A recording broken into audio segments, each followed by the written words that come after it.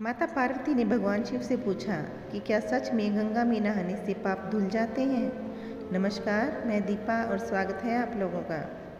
एक समय शिवजी महाराज माता पार्वती के साथ हरिद्वार में घूम रहे थे।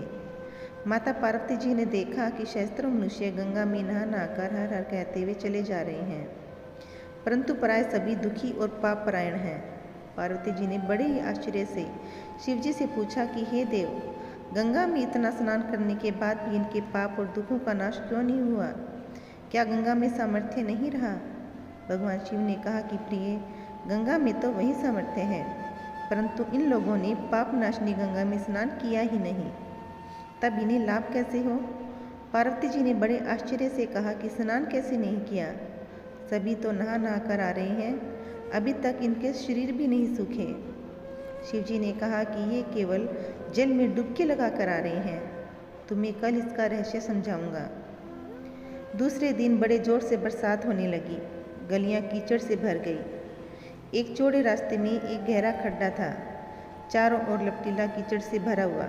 और फिर भगवान शिव ने अपनी लीला से एक वृत्त का रूप धारण कर लिया और दीन विवश की तरह गड्ढे में जाकर ऐसे गिर पड़े जैसे कोई मनुष्य चलता चलता गड्ढे में गिर गया हो और निकलने की चेष्टा करने पर भी नहीं निकल पा रहा हो। पार्वती जी को उन्होंने यह समझाकर गड्ढे के पास बैठा दिया कि देखो, तुम लोगों को यह सुना सुनाकर यूँ पुकारते रहो कि मेरे वृद्ध पति अकस्मात गड्ढे में गिर पड़े हैं, कोई पुण्य आत्मा इन्हें निकाल कर इनके प्राण बचाए और मुझ असहाय पर सहायता करें।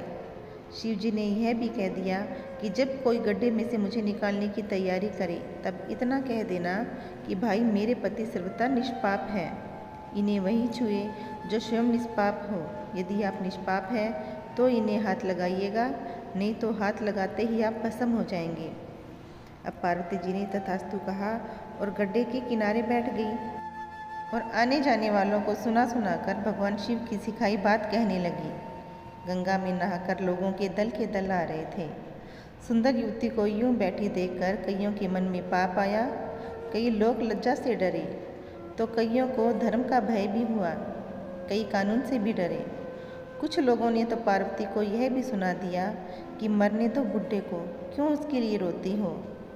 आगे कुछ और दयालु सच्चरित्र पुरुष आए, उन्होंने करुणावश हो युवती के पति को निकालना चाहा, परंतु पार्वती के वचन सुनकर वे भी रुक गए। उन्होंने सोचा कि हम गंगा में नहाकर आए हैं तो क्या हुआ, पापी तो हैं ही, कहीं हम लोग हाथ लगाते ही जल न जाएं। बुड्ढे को निकालने जाकर इस स्त्री के कथा अनुसार हम स्वयं भी भस्म हो जाएंगे। किसी का भी साहस नहीं हुआ, सैकड़ों आए, सैकड़ों ने पूछा और चले गए। संध्या हो चली थी। शिव ने कहा, पार्वती देखो, आया कोई गंगा में नहाने वाला। थोड़ी ही देर बाद एक जवान हाथ में लोटा लिए हुए हर हर करता हुआ आया। पार्वती ने उसे भी वही बात कही। युवक का हृदय करुणा से भर गया, उसने शिवजी को निकालने की तैयारी की। पार्वती ने रोक कर कहा कि भाई, यदि तुम सर्वथा निष्पाप नहीं हो तभी मेरे पति को छूना, नहीं तो छूते ही जल जाओगे। और उस व्यक्ति ने उसी समय बिना किसी संकोच के दृढ़ निश्चय के साथ पार्वती से कहा कि हे माता, मेरे निष्पाप होने में आपको कोई संदेह होता है? देखती नहीं, मैं भी गंगा से नहाकर आया हूँ। भला गंगा में गोता लगाने के बाद कभी पाप रहते हैं? तेरे पति को निकालता हूँ। युवक ने लपक कर बूढ़े को ऊपर उठा लिया। शिव पार्वती ने उसे अधिकारी समझकर अपना असली स्वरूप प्रकट कर उसे दर्शन देकर कृतार्थ किया।